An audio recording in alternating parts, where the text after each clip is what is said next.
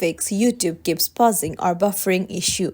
Hey everyone, welcome back to the channel. Are you tired of YouTube videos constantly pausing or buffering? Then you're in the right place. Today I'll show you how to fix this common issue in just a few simple steps. Don't forget to subscribe to our channel first.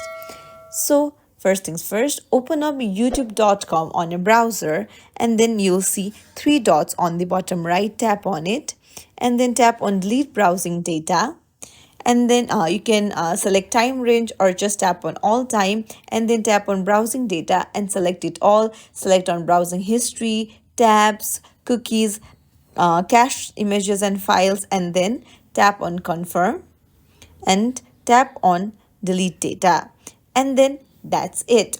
Another thing what you can do is scroll down from the notification bar, and if your Bluetooth is turned on, toggle it off. Even if it is off, tap on it and then toggle it off again, and this must fix your issue.